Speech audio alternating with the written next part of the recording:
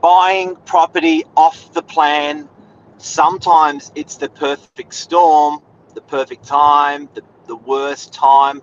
We're going to talk about the secrets of buying off the plan. Stay tuned.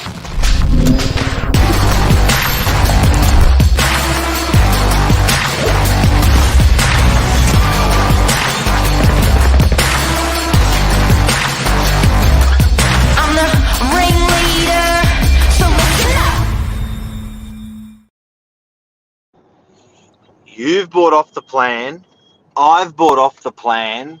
We've bought off the plan. We sell off the plan. And Michael Siljic, Mark Novak are going to teach you quickly this morning on some markers in the marketplace to look out for when it's good, what it means, and we're going to answer some obvious questions. Michael, what's your first thought when you hear off the plan? Well, first of all, my first thought actually is, where's it been? Where's it been the past few years? Because building since COVID has slowed down so much. Off the plan when, I guess, 2019, 2018, 2017 and years before was such a big thing. There was so many off the plan projects happening around the northern beaches, relative to other areas. And then all of a sudden during COVID, it just sort of quietened down. And only now is it starting to come back. But the first thing most people think with off the plan is, ooh, is that risky? And fuel's been put on that. Like you've got the Olympic, what happened in the Olympic Stadium, that building starting to fall down. You've got the crackdown from the building commissioner. You've got a lot of legislation that's come into place. You've got the escalation of costs for builders during COVID and beyond COVID. It's been a lot of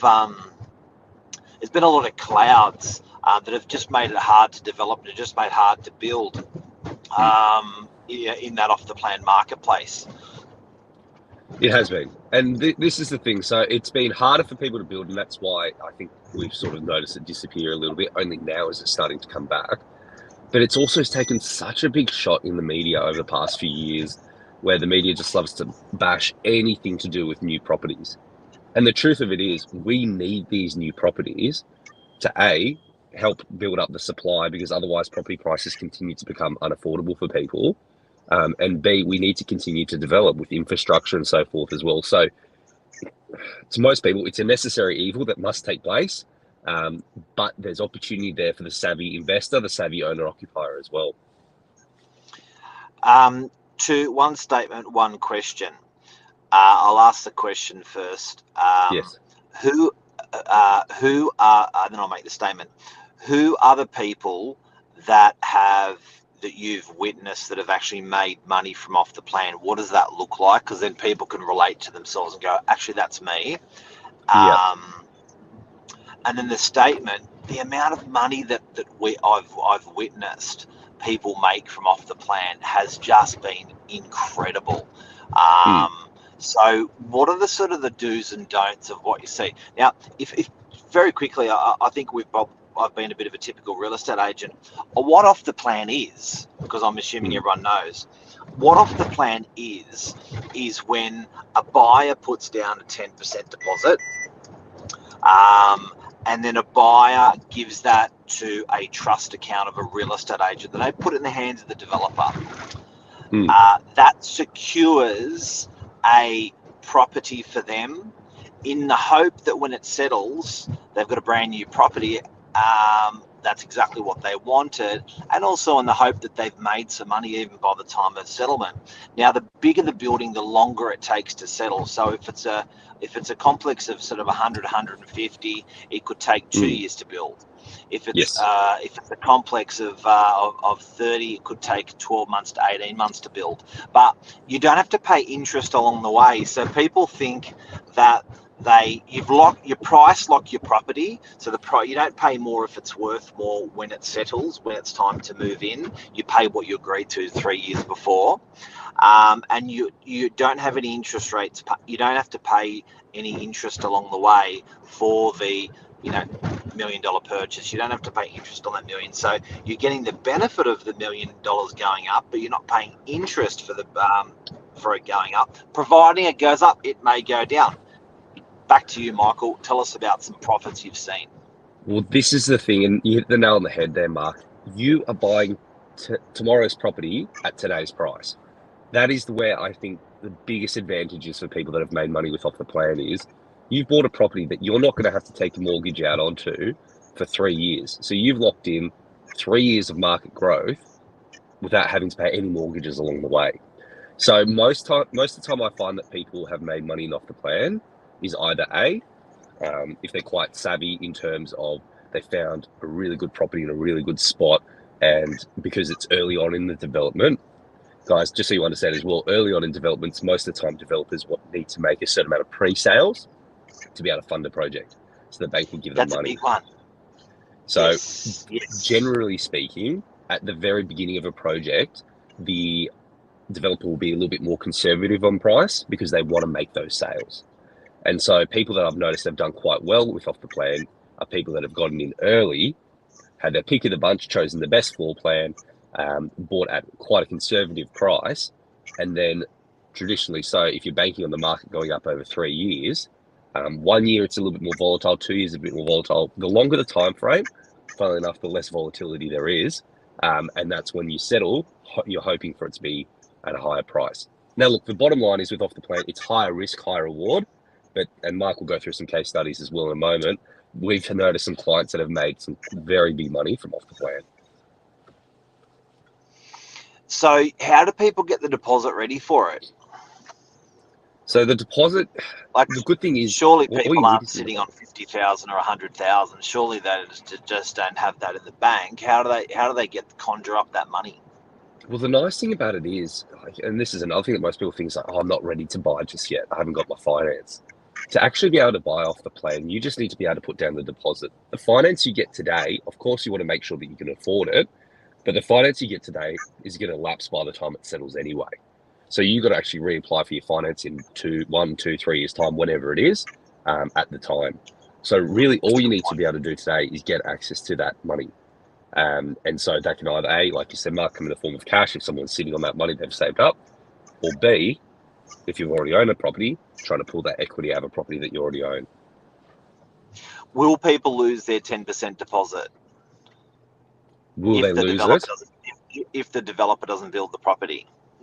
So this is where you want you to have a good solicitor on your side as well to review the contract. A good solicitor will make sure that in the contract there's clauses in there. If the developer is not able to, the money's normally held in trust, and that 10% will be returned to the individual. To give you an idea, personal experience, I bought one particular Off the Plan project many years ago, and exactly that happened. The developer did not finish the project, and I did get my 10% deposit back. That must have been sad for you. Yeah, you still wanted it to finish, but I was still thankful at least I got my money back. Well, that's it. Jaden's got a question. I know you've been selling some land around Warriewood. Do you have any land subdivisions developers are selling pre-CC? That's where you'll make the money in Off the Plan. You know what, Warriewood, thanks for that, Jaden, because Warriewood, and if anyone's got any comments, feel free to ask any comments. There's not a bad comment, not a bad question. That was land, so people were just buying a block of land and they had to build the house. I've got to tell you, I had clients buying like everyone was hating on the land because it was 300 meters squared. It was a little fella. We had 30 blocks. Listen to this. They bought the land. Good client of mine. We rent it out right now, the property. Bought the land for $730. They bought so well. Built the house for $400. That house is 2.2 today. That got rented for $1,500 a week. So for 1.1, they got $1,500 a week, and they made a fortune. Now, what year did they buy that? That would have been 2018, I think, around that time. So it's funny because at the time you couldn't give it away. People were bashing it, going, why would you buy that? Why would you do that? And they took the advantage when no one else could see it. Unbelievable. Unbelievable. Like, talk about a money maker.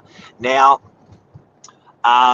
Luke has got a question with where that money sits, because it's your money, you know, and it's 80 grand of your hard-earned money. You do not want to put it somewhere where you will lose it. Where does it sit? The 10% deposit. First of all, it doesn't go to the developer. Where does it sit? Yeah, it either sits held in trust there with the solicitor, correct, Luke, or with the real estate agent. Yep, I'd probably say 80% of the time it sits in the agent's trust. On behalf of both parties. The agent cannot push it to the developer, or without mutual agreement from the solicitors, which is your solicitor. You'll say no, and the agent can't push it back to you without mutual agreement. So if they mutually agree the building's not going to be built, then the lawyers mutually agree the deposit goes back to the purchaser, and off it goes. So yeah, really important. That's one of the critical things. The second most critical thing I think with off the plan is that you're not paying the interest along the way. Yeah, I think that's the biggest benefit with it as well.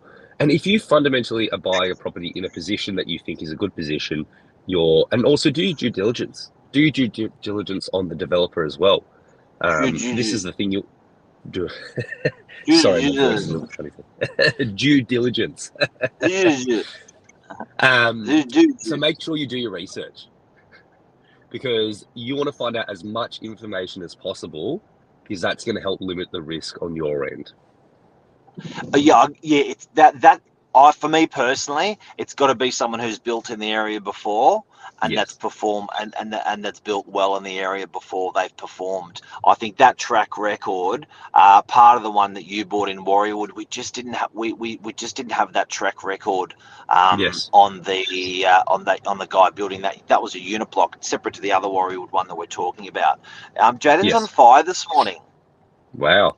So this happened to me recently. Built off the plan in Lennox Head. Developer couldn't get CC for 2 years. We ended up getting the deposit back a couple of weeks ago. Land went from 795 to 1.2 million over the peak growth period, then back down to 750K in today's time. Bit of a roller coaster. Wow. Yeah. And something as well, I've always said to people in the marketplace, you've got to know, I really feel passionate about my area. I really feel passionate about knowing 10,000 things about my suburbs. The whispers, you know, when you're buying local and you got access to the guy in the milk bar, the guy in the coffee shop, your cousin, your auntie, your brother, your sister, your friends, your school buddies, all of those people, they are good IP. They're good information to give you on what you're buying. So I'm not sure, Jaden, if you live in Lennox Head or Northern Beaches, but I always firmly believe in buying under your nose, whether it's secondhand property or brand new property, and I'm probably even more passionate about it when it's new property. And a couple more questions before we go. What lessons do you have, Michael, on off the plan? So the biggest lesson I learned with my personal experience was, like Mark said, you want to make sure you do your due diligence with the developer. But also, fortunately, in my situation there, I had a good solicitor. So he had me in a way that was protected with it. So when it did go belly up, I did get my money back in a timely fashion as well. If you don't have such a good solicitor, sometimes that might not be the case. So definitely you want to have good people in your corner. And my one would be, Lennox Head Regional was very in 2021. It definitely was. My one is, if you can't afford to follow through with off the plan, do not do it. Do not put down a deposit and do not sign a contract.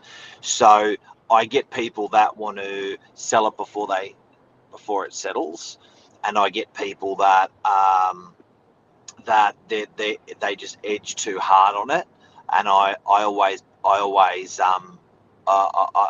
don't think you want to be selling that to those types of people. So just make sure as a buyer that you've got that capacity to put the deposit down. That one's the easy one. But when it does settle, that you will have an income to support that, and you will have to get a loan, and you do have a deposit to support that. because normally you may need more than a 10% deposit come settlement time. So, and if the value goes up 10, 20, 30%, or 30%, like most of the ones that we've seen, if it doesn't go up, just make sure that you've got that ability to have enough deposit to settle on it. So that's probably, in summary, what I would say. But what I do with my own money, I have, and I'm doing it at the moment. I'm buying off the plan at the moment, and so is one of my kids, and I think that it's an extremely good idea. I don't like buying off the plan in a raging market. I find the discounts are better and the opportunity is greater when it's a little bit tight, the market. And I'm, particularly at the moment, I'm seeing this type of market as an opportune market to do that. And when everyone zigs, I zag. Yeah, I agree. I just think exactly like what you said there, Mark. Of course, you're hoping for that short-term growth with it, but like anyone buying even a standard second-hand property, you should not be banking on short-term growth. If it happens, great, it's lovely, but property is a medium to long-term transaction, and you should always be buying it as such. If you do that, you'll insulate yourself against the risks. If you're buying purely to have it short-term and you have to sell, it's too risky. Boom. Have a great day, guys. That is demystifying off the plan, discovering hidden profit opportunities. See ya. Thank you, Mark. See ya. See you, mate.